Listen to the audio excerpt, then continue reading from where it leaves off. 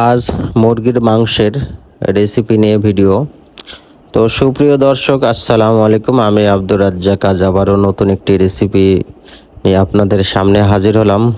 আশা করি ধৈর্য সহকারে পুরো ভিডিওটা দেখবেন, তাহলে রান্না বিষয়ে যারা নতুন তাদের একটা ধারণা চলে আসবে। আসলে ব্রয়লার মুরগির মাংস আজ। তো আসলে মাংস রান্না করতে গেলে অনেক কিছুই যাই জোগাড় করতে হয়, যেমন পেঁয়াজ, রসুন, মশলা ইত্যাদি, কোটা বাছা অনেক কিছুই থাকে। তো অবশেষে পেঁয়াজ, রসুন সব কিছু কুটে নেওয়া হয়েছে। তারপরে সেগুলোকে মশলা একসঙ্গে দিয়ে একটা মিশ্রিত করা হচ্ছে। একটু কিছু সময় করতে হবে, মশলাগুলো একত্রিত করতে হবে। তারপরে এগুলো যখন একটু মশলা কষানো কমপ্লিট হবে, তারপরে এখানে মাংস দেওয়া হবে। তো আপনারা অবশ্যই ধৈর্য ধরে ভিডিওটা দেখবেন, দেখে একটা গঠনমূলক কমেন্ট করবেন। অযথা আমরা কারো ভিডিও না দেখে কখনোই কমেন্ট করব না। যদি সব কাজ করে এটা ফেসবুক পছন্দ করে না, আপনি কারো ভিডিও দেখে তারপরে ভিডিও অনুযায়ী গঠনমূলক কমেন্ট করবেন, আমি হোক বা অন্য লোক হোক। তো আমরা সবসময় একটা জিনিস খেয়াল রাখবো, অনেক লোক আছে ভিডিও না দেখে কমেন্ট করে, এতে অনেক ফেসবুকে তো দেখা গেছে। আর আমার কথার মাঝে আপনারা শিক্ষামূলক বিষয় রয়েছে, আপনার রান্নার ভিডিওটাও মনোযোগ দিয়ে দেখবেন। আসলে একের পর এক স্টেপ বাই স্টেপ কীভাবে রান্নাটা করতেছি, তাহলে আপনারা খুব ভালোভাবে বুঝতে পারবেন বিষয়টা।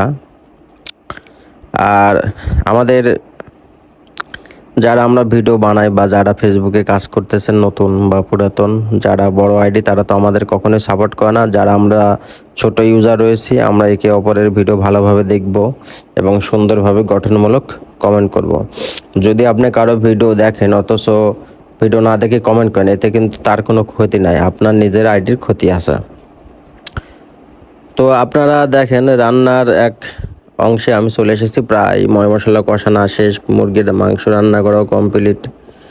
তো আজকের মাংসর ফ্লেভারটা আশা করি অনেক ভালো আসবে, আর আশা করি ভাতের সাথে খাইতে অনেক ভালো লাগবে। যদিও আমি প্রথমে দিয়েছি ডিমের কুল্লা ভাজি এবং মাংস, তিনটা স্টেপটা দিয়েই ভিডিওটা করেছি। তো ওগুলা তো পূর্বে রান্না করে আপনাদের দেখাইছি, যে কারণে আমি ওগুলো দিইনি, শুধু একসাথে সাজিয়ে সেটার একটা ভিডিও করা রয়েছে। তো ভিডিওটা কেমন লাগেছে অবশ্যই লাইক কমেন্ট করে কমেন্টের মাধ্যমে আমাকে জানাবেন আমার ভিডিও আপনাদের কাছে কেমন লাগে। আর একটা বিষয়, যদি ভিডিওটা ভালো লাগে অবশ্যই লাইক কমেন্ট শেয়ার করে পাশে থাকবেন। যারা নতুন মানুষ, রান্না করতে জানে না, তারা একটা ধারণা আসবে।